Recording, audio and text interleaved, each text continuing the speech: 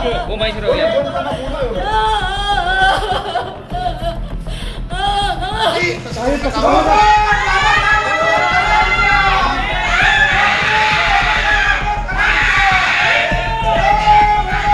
महानगरपालिकेच्या हद्दीत निवपाच्या पेठ येथील 15 ते 16 दलित कुटुंब महानगरपालिकेच्या जागेत राहत होते. अतिक्रमणच्या नावाखाली त्यांची घरे पाडून त्या ठिकाणी बेकायदेशीर लोकवस्तीमध्ये पार्किंगची सुविधा महानगरपालिकेने करून दिली. महत्त्वाचं म्हणजे शासकीय सुट्टी दिवशी ठराव मंजूर करून ती जागा पार्किंगसाठी दिल्याचा आरोप युवा भीमसेना सामाजिक संघटनेने केला होता. याच्या विरोधात मागील 6 ते 7 महिन्यांपासून युवा भीमसेना सामाजिक संघटनाचे पदाधिकारी व तेथील दलित कुटुंब न्याय मागण्यासाठी महापालिकेच्या चक्रा मारत होत्या, परंतु त्यांना न्याय मिळत नसल्याने त्यांनी सामूहिक आत्मदहनाचा इशारा दिला होता.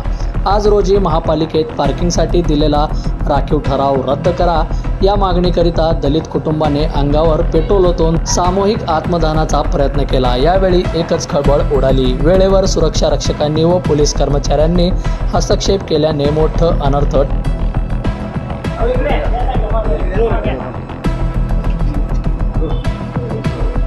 सोलापूर महानगरपालिकेच्या हद्दीमध्ये आमचे जे दलित समाजाचे कुटुंब या ठिकाणी जवळपास एक 15-16 कुटुंब सोलापूर महानगरपालिकेच्या जागेत राहत होते. अतिक्रमण विभागाच्या नावाखाली यांचे घरं पाडून त्या ठिकाणी बेकायदेशीर लोकवस्तीमध्ये पार्किंगची सुविधा करून दिली महापालिकेने, आणि तो पण ठराव रविवारी. मला सांगा, महाराष्ट्र शासनाच्या शासकीय सुट्टी म्हणून रविवार ओळखली जाते. मग एवढी काय यांना गडबड होती महापालिकेला की त्यांनी रविवारी तो ठराव त्यांना मंजूर करून पार्किंगसाठी दिली.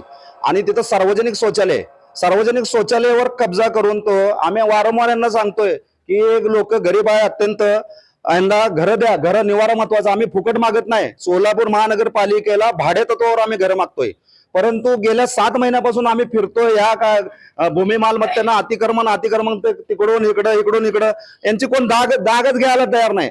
आता आम्ही 11 तारखेला त्यांना निवेदन दिलं, साहेब आमचं काय तर निकाल लावा. गेल्या 8 दिवसापासून आंदोलनाला बसलो, आमची दखल न घेतल्यामुळे आम्ही 11 तारखेला निवेदन दिलं, साहेब आम्ही 25 तारखेला आत्मदहन. तरी देखील अजून आम्हाला पत्र नाही, कसलंच काय नाही. म्हणजे तुम्ही आमची वाट बघताय का? शासन स्तरावर अनुसूचित जाती जमातीच्या उन्नतीसाठी महाराष्ट्र शासनाचं धोरण आहे की यांना गोरगरीब लोकांना घरं उपलब्ध करून, परंतु सोलापूर महानगरपालिका हे दलित समाजाच्या विरोधात असल्याचे आम्हाला फर्स्ट या ठिकाणी म्हणावं लागेल. आणि या मागणीसाठी आम्ही स्वतः आत्मदहन करून घेण्यासाठी इथं आलो. इथं तेव्हा त्यांना लक्षात येते की अरे बाबा हे विषय गंभीर आहे.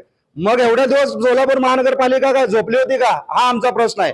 तात्काळ तो ठराव रद्द करून, तो ठराव चुकीचा आहे आणि लोकवस्ती आहे तिथं आजूबाजूचा एक प्रशासकीय ठराव जर मंजूर होत असेल तर बाजूच्या लोकांचा त्या ठिकाणी सूची घेणं गरजेचं आहे. तसं कुठलेच नाही आणि त्या जागेवर कसलंच आरक्षण नाही. मग सोलापूर महानगरपालिकेला अशी काय गाय होती की त्याला त्या गुलाम पैलवान मंगल कार्यालयवाल्याला त्या ठिकाणी पार्किंगसाठी ती जागा दिली, आणि महानगरपालिकेचा जेव्हा इमारत त्याची गुलाम पैलवान मंगल कार्यालय उभारलं तेव्हा यांनी चौकशी केली नाही का की ती जी इमारत आहे त्याला पार्किंगची सुविधा दिली नाही का?